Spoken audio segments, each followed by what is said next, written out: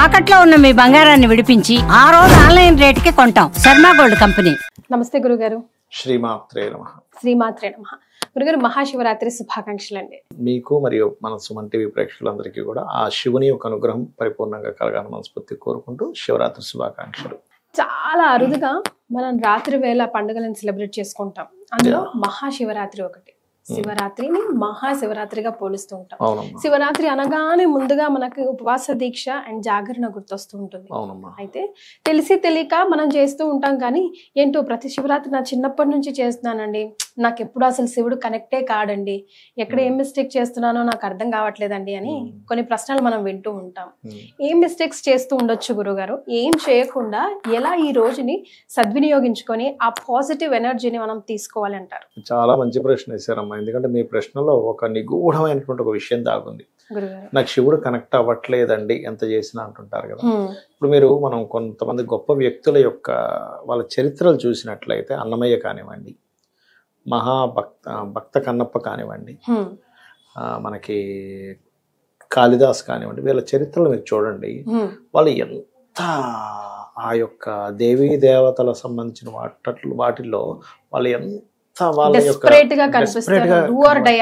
కనిపిస్తారు. అంతే కదా. మీరు దేవుడు దాకా ఎందుకు అన్నమాట, అంత స్పిరిచువల్ దాకా ఎందుకు?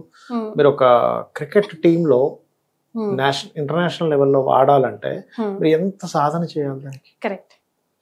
మొన్న ఒక అతను చెస్ లో ఇదయ్యాడు, ఆయన ఎంత సాధన చేసి ఉంటాడు.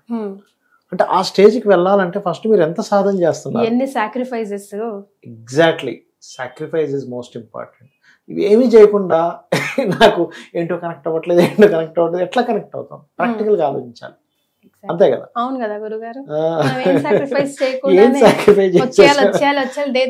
ఇలా కొబ్బరికాయ ఇంకా కట్ అవ్వక ముందే ఫస్ట్ అసలు కొబ్బరికాయ కంటే ముందు పైనుంచి ఒక మూట పడాలనుకుంటా.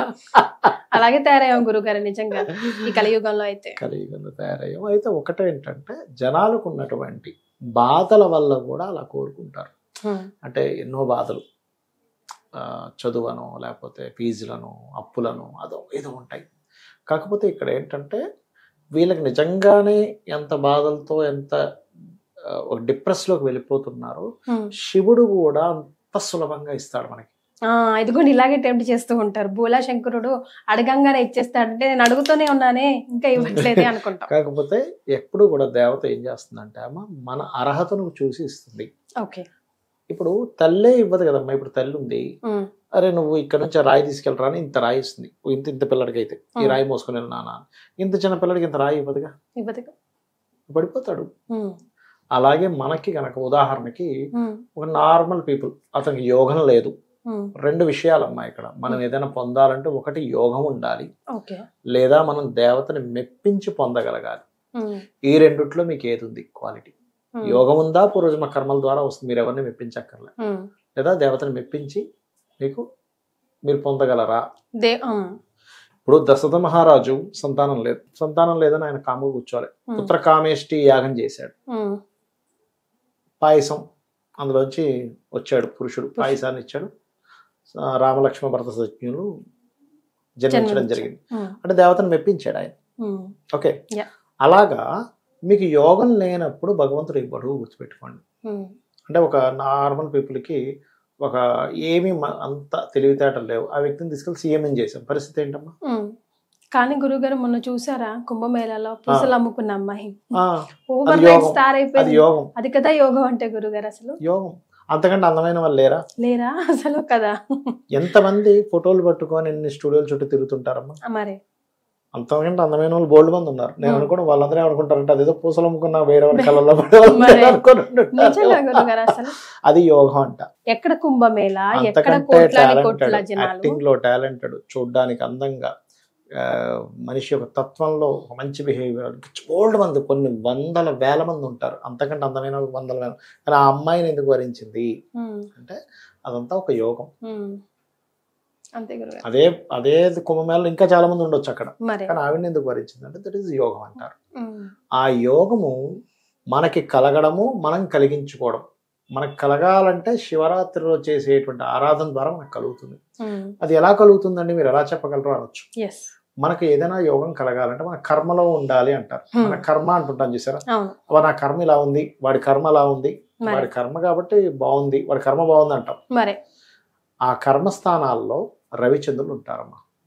ఈ శివరాత్రికి ఎప్పుడైనా శివరాత్రి గుర్తుపెట్టుకోండి, రవి చంద్ర అంటే ఆత్మ మనస్సు. ఈ ఆత్మ మనస్సు రెండు కూడా కర్మస్థానాల్లో ఉన్నప్పుడు ఈ కర్మస్థానాల్లో ఉన్న గ్రహస్థితిని శివరాత్రి అంటారు. అమావాస్యకి ముందు రోజు. ఆ శివరాత్రి నాడు ఎవరైతే ఆ యొక్క పరమేశ్వరుణ్ణి భక్తి శ్రద్ధలతో పూజిస్తారో మొట్టమొదటిగా మీకు బ్యాడ్ కర్మ తొలగిపోతుంది.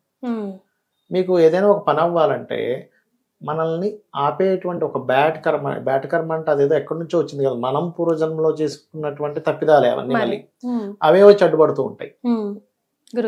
అంటే ఒక వ్యక్తి ఎగ్జామ్ రాసేటప్పుడు తప్పు రాశాడు, ఎలిజిబుల్ కాదు పాస్ అవడానికి, అదే అడ్డుపడిందిగా. అంటే నువ్వు రాసిన ఎగ్జామ్ లో నువ్వు రాసిన తప్పు వల్లే నువ్వు సక్సెస్ అవ్వలేదు, అలాగే నీ పూర్వజన్మ కర్మల వల్లే నువ్వు సక్సెస్ అవ్వలేదు అనేది మనం ఇక్కడ అర్థం చేసుకోవాలి.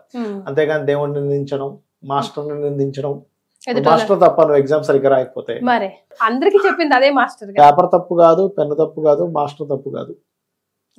ఎక్కడైనా తప్పు ఉంటే ఒకవేళ దిద్దేవాడు తప్పు ఉండొచ్చు, దిద్దేవాడు ఏదో దిద్దేసేస్తే తప్పు ఉండదు. అందుకే మళ్ళీ రీకరెక్షన్ చేయించుకుంటాం మనం, అవునా? అలా ఏంటంటే ఎవరి మీదో నింద వేయడం, దేవుడు నాకు చూడట్లేదు అనుకోవడం, ఇవన్నీ అజ్ఞానం అంటారు శాస్త్రంలో. కాబట్టి శివరాత్రి నాడు ఎవరైనా సరే భక్తి శ్రద్ధలతో గనక శివుణ్ణి ఆరాధించినట్లయితే 100% మీ యొక్క కర్మ తొలగుతుంది. ఇందులో కూడా రకరకాల వ్యక్తులకి రకరకాల కోరికలు ఉంటాయి. మీకు సంతానం లేదండి, చాలా మంది బాధపడుతూ ఉంటారు. గంధముతో లేదా పసుపుతో గనక లేదా మామిడి పండు రసంతో, ఇప్పుడు ఎలాగో ఎండాకాలం మామిడి పళ్ళు అక్కడక్కడ స్టార్ట్ అవుతాయి, చేస్తే గనక సంతాన ప్రాప్తి, గురుబలము పెరుగుతుంది. ఇది ముఖ్యంగా సంకల్ప శక్తి పెరుగుతుందమ్మా. గంధంతో గనక అభిషేకం చేస్తే సంకల్ప శక్తి, మీరు ఏదైతే అనుకున్నారో ఈ పని అవ్వాలి అవుతుంది, అయి తీరుతుంది, అందులో ఎటువంటి సందేహం లేదు. ఇన్ని వారాలు చేయాలి అట్లా ఏమైనా ఉందా గురుగారు? శివరాత్రి రోజు మొట్టమొదటిగా చేయాలి. ఎప్పుడైనా ఇలాంటివి మీరు సంకల్పంతో చేయాలనుకుంటే 11 వారాలు చేయాలి. ఇక రెండవది, ఇవాళ రేపు చూడండి వివాహాలు, ఒకప్పుడు వాళ్ళందరూ అదృష్టవంతులు, 25 30 ఏళ్ళ లోపలే అయిపోయేవి. ఇప్పుడు 30 35 40 దాటుతున్నా సరే వివాహం అవ్వట్లేదు. అలాంటి వారు మల్లె పువ్వులతోని లేదా చెరుకు రసంతోని లేదా మిశ్రీతో అభిషేకం చేయాలి స్వామివారికి. చేసినట్లయితే ఖచ్చితంగా వాళ్ళకి వివాహ యోగాన్ని పరమేశ్వరుడు ఇస్తాడు. ఇక్కడ ఏంటంటే మనకెంత మన దగ్గర ఎంత విద్య ఉన్నా పరమేశ్వరుడి యొక్క అనుగ్రహం లేకపోతే ఆ విద్య సిద్ధించదు. అంతే కదా గురుగారు, ఆయన ఆజ్ఞ లేని చీమ కూడా కుట్టదుగా. ఎందుకు మనకి మహాభారతంలో చెప్తాడు ఆయన, అర్జునుడు అంటాడు, ఒకటే మాట అంటాడు, అందరికీ చూడడానికి ఓ అర్జునుడు బాణం వేసాడు వాడు చచ్చిపోయాడు అంటున్నాం, కానీ నాకంటే కనిపించింది కృష్ణ, నేను బాణం తీసి వేసే ముందు ఒక త్రిశూలం పట్టుకున్నటువంటి ఒక ఆకారం ఆ యొక్క శత్రువుని సంహరించడం నా కళ్ళతో కనబడుతుంది. అక్కడ సంహారం అయిపోయింది, నేను బాణం వేసి చనిపోయాను అంటున్నారు అందరూ. బార్బరీకుడు కూడా అదే చెప్తాడు. వీళ్ళందరూ లేదా వాళ్ళు బాగా యుద్ధం చేశారు, వీళ్ళు బాగా యుద్ధం చేశారంటే వీళ్ళందరూ కాదు, బార్బరీకుడు కూర్చొని చూశాడు అందరూ యుద్ధం ఎలా చేశారంటే, బార్బరీకుడు అంటాడు వీళ్ళందరూ యుద్ధం చేయడం కాదు, ఒక మహాశక్తి ఒకటి వచ్చి అక్కడ సంహరించడం నేను చూశాను అంటాడు. అంటే ఆయన సంహరించకపోతే నువ్వు యుద్ధం చేసినా సరే, నువ్వు బాణం వేసినా అక్కడ చావదు. ఆయన అనుగ్రహించకపోతే నువ్వేమైనా అనుకున్నా జరగదు. ఆయన అనుగ్రహం కావాలి, ఇది సత్యం. ఈ సత్యాన్ని నువ్వు ఎప్పుడైతే నమ్మి శివునికి అభిషేకం చేస్తావో 100% నీకు ఫలితం ఉంటుంది. ఆ సత్యాన్ని నమ్మి చేయాలి. ఏదో చెప్పారు, ఏదో యూట్యూబ్ లో చెప్పారండి, మా నాన్నగారు ఏదో బలవంతంగా తీసుకెళ్తున్నారు, మా అమ్మ మీద గొడవ పడలేక నేను శివుడి మీద నీరేస్తున్నాను. అయితే ఇక్కడ మళ్ళీ ఒకటి ఉంది, అందరూ ఏమంటారు, శివుడి మీద మనం కనుక ఇలా నీరు అలా వేసినా సరే ఫలితం ఉంటుంది అంటారు. అది నిజమే. ఎందుకు అంటే అమ్మ, శివుడుకున్న తత్వం అది. ఎలా అంటే, మీరు చక్కగా ఒక దీపం పెట్టండి, దాంట్లో వేలు పెట్టండి, అది మీకు దీపం కాలుతుందని తెలిసినా కాలదని తెలిసినా కాలుతుందని తెలిసినా తెలియకపోయినా కాలడం మాత్రం ఖాయం. అలాగే శివుడు మీద మీకు ఎటువంటి ఇది ఉన్నా లేకపోయినా మీరు నీరు వేశారు అంటే దాని తత్వం అది, శివతత్వం ఎలాంటిదంటే, మీరు నీరు వేశారు నీకు ఫలితం ఇస్తా అంటే ఇక్కడ మనం అర్థం చేసుకోవాల్సింది అంటే ఎలా వేసినా పర్లేదని కాదు, అక్కడ అంత కరుణామయుడు శివుడు అని మనం అర్థం చేసుకోవాలి. అంతేగాని ఎలా వేసినా అవుతుంది కదా అని కాదు అక్కడ అర్థం. ఆయన తత్వమే అది. నీళ్లు వేసామంటే ఆయన తత్వమే అది, ఆయన రిజల్ట్ ఇవ్వడం ఆయన తత్వం. ఇప్పుడు ఒక మంచి సువాసన కలిగిన పుష్పం ఉంది, ఆ వ్యక్తి మూర్ఖుడైనా అదే సువాసన ఇస్తుంది, మంచివాడైనా అదే సువాసన ఇస్తుంది. పుష్పం యొక్క తత్వం అది, శివుడి యొక్క తత్వం అది, అది మనం అర్థం చేసుకోగలగాలి. అది మరి ఇప్పుడు ఉపవాస దీక్ష గురించి మాట్లాడుకుంటాం. చాలా మంది ఈ శివరాత్రికి ఇప్పుడే మొదటిసారి మొదలు పెట్టామని ఇన్స్పైర్ అయ్యి మొదలు పెడుతూ ఉంటారు. సో ఎగ్జాక్ట్ గా ఏం చేయాలంటారు గురుగారు? అసలు మొత్తమే వాటర్ తీసుకోరు కొంతమంది ఇష్టానుసారంగా చేస్తూ ఉంటారు. అసలు దాని పరమార్థం తెలుసుకుంటే ఎవరు ఎలా అయినా చేసుకోవచ్చు. మనకి శాస్త్రాల్లో చెప్పింది అయితే ఎప్పుడు కూడా ఉపవాసం పూజ మనకి శివరాత్రి లాంటి సమయాల్లో అక్కర్లేదు, కేవలం ఏకాదశికి ఉపవాసం చెప్పారు. శివరాత్రికి కూడా ఉపవాసం చెప్తానండి. ఎందుకు ఉండాలి ఉపవాసం అనేది రీజన్ చెప్తానండి. ఉపవాసము మనం పొద్దున్న చక్కగా భోజనాలు చేస్తూ కూర్చున్నాం అనుకోండి, మరి రాత్రి మీరు జాగ్రత్త చేయలేము. ఎందుకు? మీ శరీరం సహకరించదు, ఫుడ్ లోపల ఉంది, నిద్రపో అని పడుకోబెట్టేస్తుంది, జాగరణ అవ్వదు. అందుకని ఏం చేస్తారంటే ఉండగలిగే వాళ్ళు ఉంటారు, కానీ శాస్త్రంలో చెప్పింది ఏమిటంటే పళ్ళ రసాలు తీసుకోమని చెప్పింది. పళ్ళ రసాలతో అభిషేకం చేసి అదే పళ్ళ రసాన్ని ఈశ్వర ప్రీతిగా మీరు చేశారు, ఈశ్వరుడి యొక్క ప్రసాదంగా మీరు స్వీకరించండి తగు మోతాదులో. మరి కుంభాలు తాగేయడం కదా, తీసుకెళ్ళి మళ్ళీ నిద్ర వస్తుంది. ఓకే, దీనివల్ల ఏం జరుగుతుంది? మీరు సైంటిఫిక్ గా మీరు ఏదైనా డాక్టర్ని ఎవరైనా న్యూట్రిషన్ కన్సల్ట్ చేయండి, వాళ్ళు ఏమంటారు? వీక్లీ 1 ఫ్రూట్స్ తినండి అంటారు, అవునా? దానివల్ల ఏంటి? మీ యొక్క బాడీ ఏదైతే ఉందో కామన్ గా ఫ్రూట్స్ మీరు తింటున్నారు అనుకోండి వీక్లీ 1, బాడీ స్కిన్ లోని తేజస్సులో చాలా తేడా ఉంటుంది, అవునా కదా? అవుతుంది. రెండవది, ఎప్పుడైనా సరే డాక్టర్లు మనకి ఏమండి నాకు హెల్త్ బాగాలేదంటే ఫస్ట్ అడిగేది ఏమంటే మీకు నిద్ర ఎలా పడుతుంది అంటాడు. ఈరోజు టాబ్లెట్లు రాసిచ్చాక నెక్స్ట్ డే వచ్చాక నిద్ర ఎలా పట్టిందండి అంటారు. బాగా పట్టింది డాక్టర్ గారు అంటే అయితే మీకు జబ్బు తగ్గిపోద్దండి అంటారు. ఎప్పుడైతే మనం జాగరణ ఉంటామో ఉదయం మొత్తం చక్కగా శివార్చనతోనే శివుడి యొక్క నామంతోనే ఉన్నాం. శివనామం పలికేటప్పుడు కూడా ఓం నమ శివాయ అన్నప్పుడు మీ స్పందన మీ లోపల ఇది కలగాలి, అంత మనస్ఫూర్తిగా అనాలి. ఓం నమ శివాయ, ఓం నమ శివాయ, ఓం నమ శివాయ అంటుంటే మీకు ఆ సెన్స్ తెలియాలి, శివుడికి నమస్కరిస్తున్నా అనే ఫీలింగ్ రావాలి. ఏదో ఓం నమ శివాయ ఓం నమ శివాయ అనుకుంటే కలగదమ్మా అది. వైబ్రేషన్స్ తెలియాలి మీకు. తెలుస్తూ అలా అంటే శివుడు అక్కడికి వచ్చి మీ లోపల తాండవిస్తుంటాడు.